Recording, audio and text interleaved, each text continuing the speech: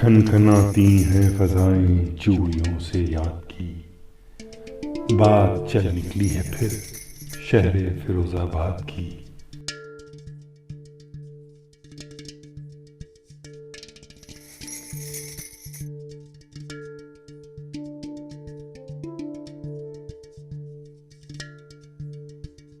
दिल लुभाए जिस तरह आबो हवा माशूक़ की, दस्तकारी की अदा में है अदा माशूक़ की।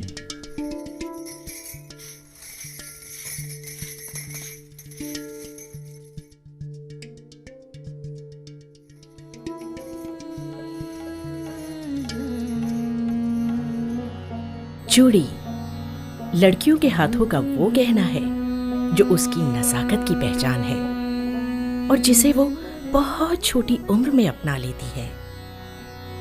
सरोजनी नायडू की कविता द बेंगल सेलर्स सरल शब्दों में बेहद खूबसूरत तरीके से कांच की चूड़ी का व्याख्यान करती है।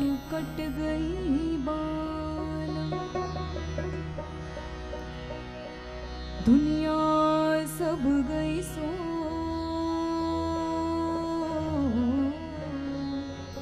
कहा जाता है कि कांच उद्योग की शुरुआत हाजी रुस्तम उस्ताद ने की थी।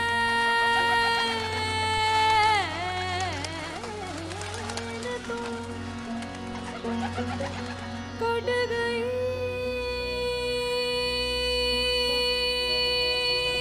उनके समय के दौरान कांच को स्थानीय भट्टियों में पिघलाया जाता था, जिसे भैंसा भट्टियां कहा जाता था, जिससे इन भट्टियों में एक बार में केवल एक चूड़ी बनाई जा सकती थी। इन चूड़ियों में कोई जोड़ नहीं होता था और इन्हें कदेचल की चूड़ी के नाम से जाना जाता था। वक्त के साथ स्थानीय लोगों के बीच उत्पादन बढ़ने लगा। ये फिरोजाबाद में कांच उद्योग की शुरुआत थी। यमुना नदी के किनारे सूफीपुरा गांव में सूफी संत हजरत शाह सूफी की दरगाह के सामने हाजी रुस्तम उस्ताद का मकबरा जाति, वर्ग या धर्म के बावजूद लोगों की आस्था से जुड़ा है। हर साल एक मेले में तमाम लोग फिरोजाबाद कांच उद्योग के जनक को अकीदत पेश करते हैं।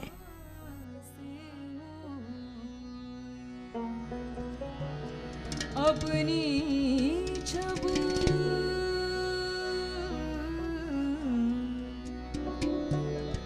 बना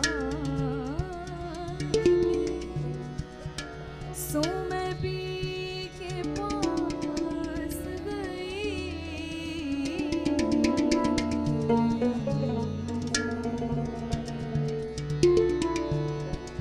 अपनी छब बना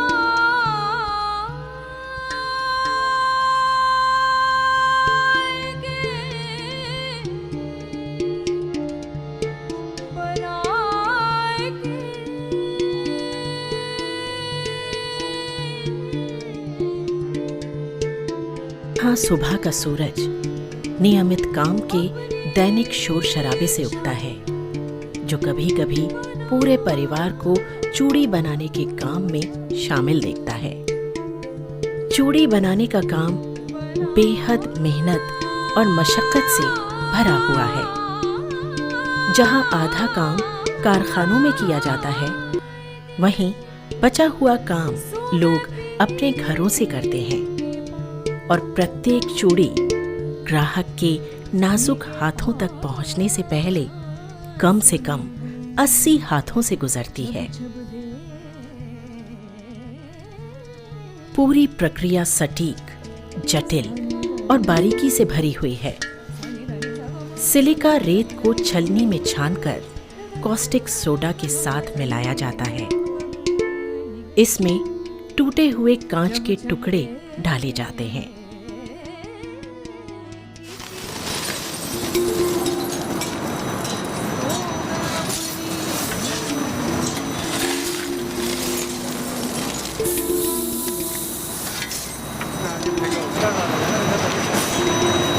फिर मिश्रण को विशाल भट्टियों में पिघलाया जाता है।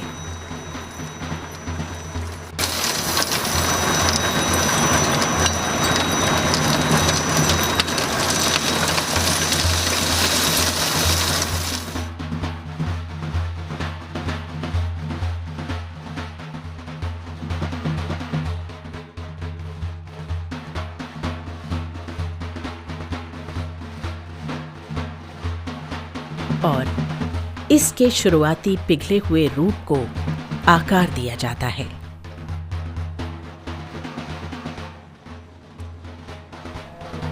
इसे नरम करने के लिए एक बार फिर भट्टी में गुजारा जाता है।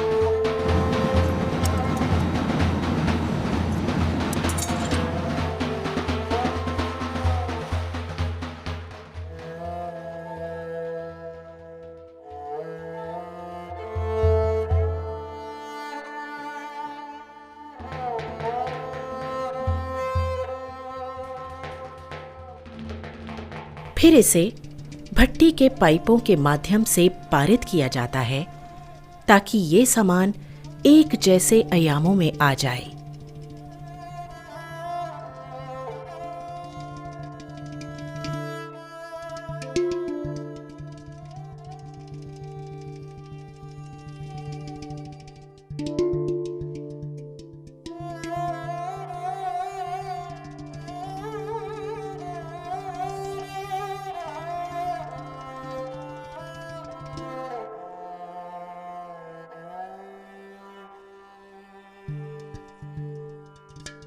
पिघला हुआ ग्लास फिर स्वचालित रोलर्स पर लपेटा जाता है, जिसके माध्यम से ये एक गोल आकार पा जाए।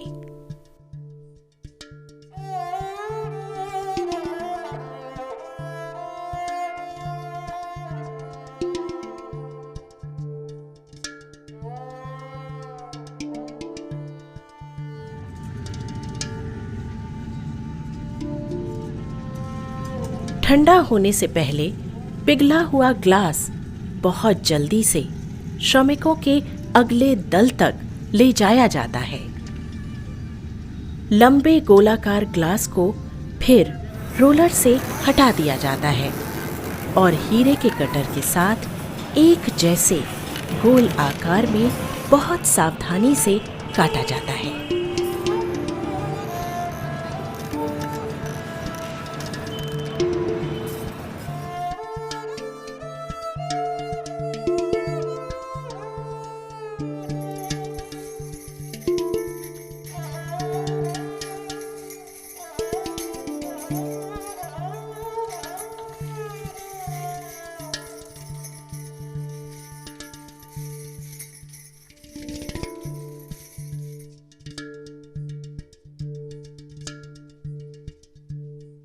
अब सर्कल को पूरा करने के लिए खुली हुई चूड़ियों को जोड़ा जाना है। ये एक मोमबत्ती या मिट्टी के तेल के लैंप की मदद से किया जाता है। इस कार्य में महिलाएं शामिल होती हैं।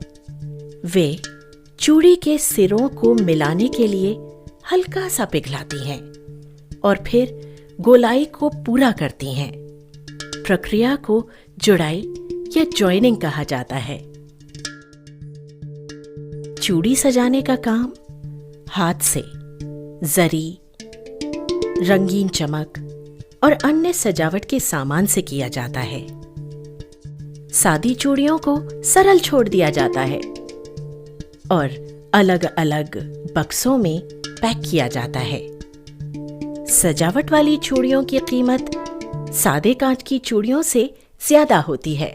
छाप तिलक सब छीनी रे मुझसे नैना मिलाएंगे। छाप तिलक मिल गई ताबीर सुने हाथ के हर ख्वाब को, मुझसे नैना मिलाएंगे। चूड़ियों के घेर में घेरा है बेताब को। लखनऊ की हर कलाई में चमक थी भाव की, चूड़ियां शहर की जान थी भाव की।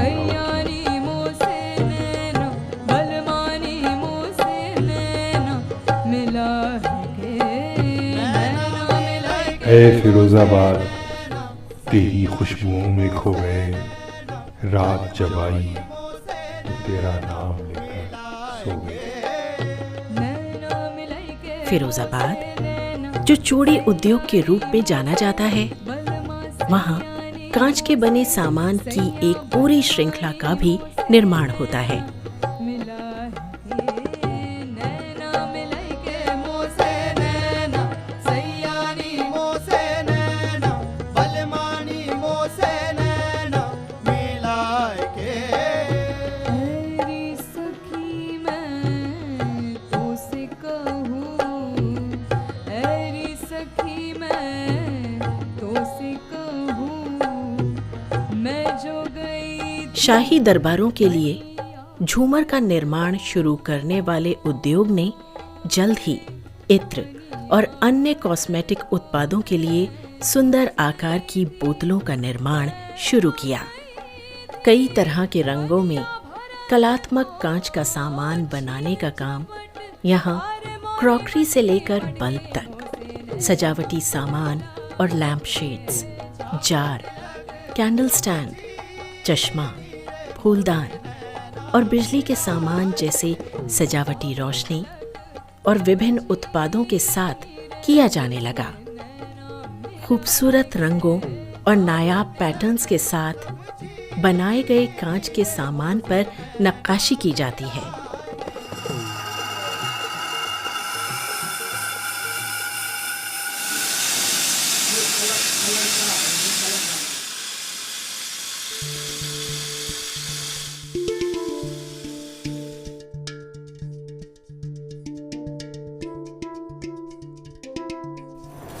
पुराने जमा किए हुए कुचले ग्लास को कलेट के रूप में जाना जाता है, जिसका उपयोग कांच उत्पादों को बनाने की प्रक्रिया में किया जाता है। कांच को पहले हाथ से साफ किया जाता है और फिर रेत, सोडा ऐश और चूना पत्थर के साथ मिलाया जाता है। ये मिश्रण एक भट्टी में जाता है जो 2600 से 2800 डिग्री फ़ारेनहाइट के तापमान तक गर्म होती है। जैसे ही कांच पिघलना शुरू होता है, विभिन्न प्रकार के ग्लास उत्पादों को बनाने के लिए विभिन्न तकनीकों का उपयोग किया जाता है। पानी पीने के ग्लास, डिकैंटर्स, परफ्यूम की बोतलें, कैंडल स्टैंड और क्रिसमस डेकोरेशन जैसे खोखले ग्लास आइटम्स के लिए माउथ ब्लो तकनीक सबसे अच्छा काम करती है। बोतल और बल्ब और कई अन्य वस्तुएं स्वचालित प्रक्रिया का उपयोग करती हैं और ग्लास कंटेनर और कुछ अन्य उत्पादों के निर्माण में प्रेस और ब्लो तकनीक का उपयोग किया जाता है।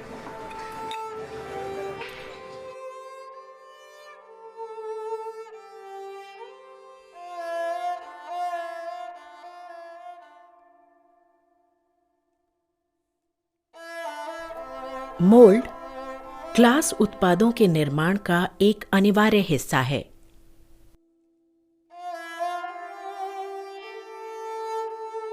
पिघले हुए कांच को एक छड़ पर इकट्ठा किया जाता है और खोखली छड़ के माध्यम से इसमें मैन्युअली ब्लो किया जाता है। इस प्रक्रिया को mouth and hand blow process कहा जाता है, जिसका उपयोग सभी प्रकार के उत्पादों को आकार देने के लिए किया जाता है।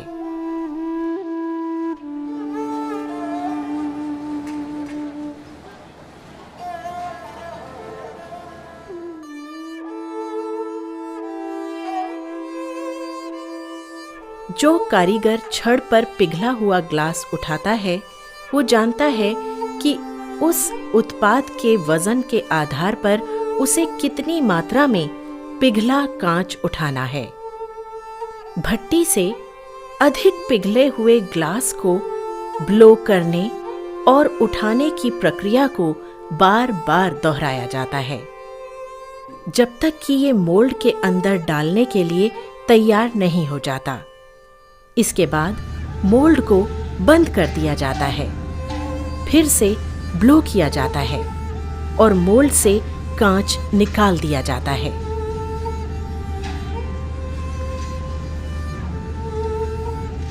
फिर इसे एनीलिंग चैम्बर से गुजारा जाता है, जो प्रक्रिया का अंतिम चरण है।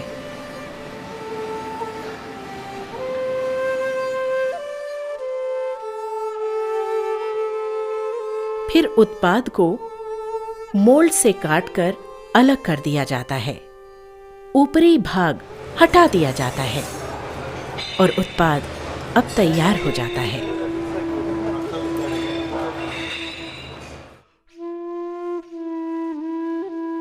कुछ वस्तुओं को बनाने के लिए कांच को ब्लो करने के बाद व्यवस्थित तरीके से बाहर निकाला जाता है। इसे मोल्ड से अलग किया जाता है, एक कैचर से पकड़ा जाता है और फिर ग्लास के मुंह को फिर से गर्म किया जाता है। कांच लाल हो जाता है। कारीगर तब कुछ औजारों या बेकार कागज की मदद से उत्पाद को लगातार गर्म करते हुए अपने हाथ से आकार देता है। उत्पादों के निर्माण की मांग के कारण ग्लास उत्पादों के निर्माण का एक और तरीका निकाला गया है। मोल्ड से ब्लो करने के बाद अधूरा गर्म कांच जल्दी से कुछ सेकंड के लिए पानी में डुबोया जाता है। इस प्रक्रिया से कांच हल्का हल्का चिटक जाता है। इसे फिर से एक सांचे में डाला जाता है और इसे मजबूत बनाने के लिए इसमें फिर से ब्लो किया जाता है।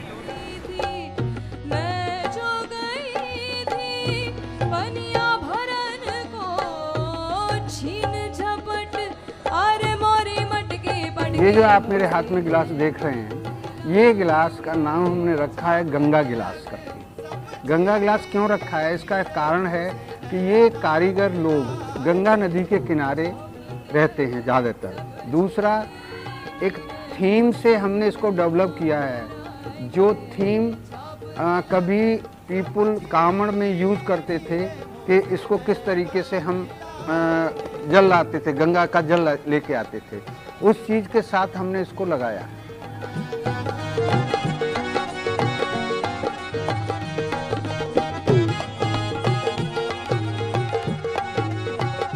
ऐ फिरोजाबाद ऐ शहरे हुनर, आवाज सुन, तेरे शीशे में खड़कता है जो वो एक सांस सुन।